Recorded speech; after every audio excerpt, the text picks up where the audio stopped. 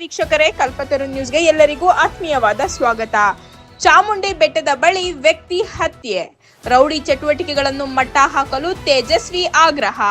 ಚಾಮುಂಡಿ ಬೆಟ್ಟದ ತಪ್ಪಲಿನಲ್ಲಿ ವ್ಯಕ್ತಿಯ ತಲೆ ಮೇಲೆ ಕಲ್ಲು ಹಾಕಿ ಹತ್ಯೆ ಮಾಡಲಾಗಿದ್ದು, ರೌಡಿ ಚಟುವಟಿಕೆಗಳನ್ನು ಮಟ್ಟ ಹಾಕುವಂತೆ ಪೊಲೀಸ್ ಇಲಾಖೆಗೆ ಕನ್ನಡ ಕ್ರಾಂತಿ ದಳದ ರಾಜ್ಯಾಧ್ಯಕ್ಷ ತೇಜಸ್ವಿ ನಾಗಲಿಂಗಸ್ವಾಮಿ ಮನವಿ ಮಾಡಿದ್ದಾರೆ.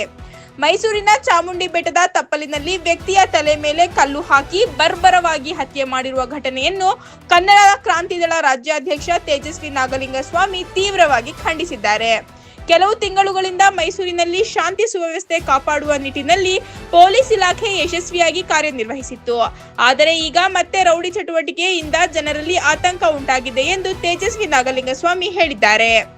ತಕ್ಷಣ ಹತ್ಯೆ ಮಾಡಿದವರನ್ನು ಬಂಧಿಸಿ ಕಠಿಣ ಕ್ರಮ ಕೈಗೊಳ್ಳಬೇಕು ಮತ್ತು ಇಂತಹವರನ್ನು ಗಡಿಪಾರು ಮಾಡಬೇಕೆಂದು ನಾಗಲಿಂಗಸ್ವಾಮಿ ಒತ್ತಾಯಿಸಿದ್ದಾರೆ. ವರದಿ ಕಲ್ಪತರು ನ್ಯೂಸ್. ಎಲ್ಲರಿಗೂ ನಮಸ್ಕಾರ. ನಾನು ತೇಜಸ್ವಿ ನಾಗಲಿಂಗಸ್ವಾಮಿ ಮಾತಾಡ್ತಾ ಇದ್ದೀನಿ, ಕನ್ನಡ ಚಳವಳಿಗಾರ. ಏನು ಕೆಲವು ತಿಂಗಳುಗಳಿಂದ ಮೈಸೂರು ಸಿಟಿ ಶಾಂತವಾಗಿತ್ತು. ಏನು ಮತ್ತೆ ಇವತ್ತು ಬೆಳಗ್ಗೆ ಚಾಮುಂಡಿ ಬೆಟ್ಟದ ತಪ್ಪಲಿನಲ್ಲಿ ಒಂದು ವ್ಯಕ್ತಿ ಮೇಲೆ ಕಲ್ಲೆತ್ತಾಕಿ ಬರ್ಬರವಾಗಿ ಹತ್ಯೆ ಮಾಡಿದ್ದಾರೆ.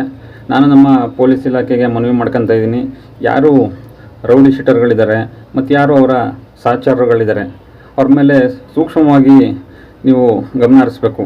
ಅವರ ಚಲನವಲನಗಳ ಮೇಲೆ ನಿಗಾ ವಹಿಸಬೇಕು. ಏನು ಮೈಸೂರಿನಲ್ಲಿ ಶಾಂತಿಯ ನಗರಿ, ನಿವೃತ್ತಿಗರ ಸ್ವರ್ಗ ಅಂತೆಲ್ಲ ಹೆಸರಿದೆ.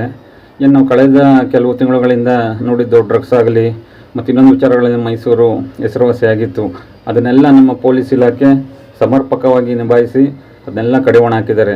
ಆದರೆ ಈ ರೌಡಿ ಆ್ಯಕ್ಟಿವಿಟೀಸ್ ಮಾತ್ರ ಪದೇ ಪದೇ ರೀತಿ ಕೊಲೆಗಳಾಗೋ ಮುಖಾಂತರ, ಘರ್ಷಣೆಗಳಾಗೋ ಮುಖಾಂತರ ಮತ್ತೆ ಮತ್ತೆ ನಗರದಲ್ಲಿ ನಡೀತಾ ಇದೆ. ಇದನ್ನು ಶಾಶ್ವತವಾಗಿ ನಮ್ಮ ಪೊಲೀಸ್ ಇಲಾಖೆ ಬಗೆಹರಿಸಬೇಕು. ನಮಗೆಲ್ಲ ಒಂದು ರೀತಿ ಅನಿಸುತ್ತೆ, ನಮ್ಮ ರಾಜಕಾರಣಿಗಳು ನಮ್ಮ ಮೈಸೂರು ನಗರ ಪೊಲೀಸ್ ಇಲಾಖೆಗೆ ಫ್ರೀ ಹ್ಯಾಂಡ್ ಕೊಡ್ತಾ ಇಲ್ಲ ಅಂತ.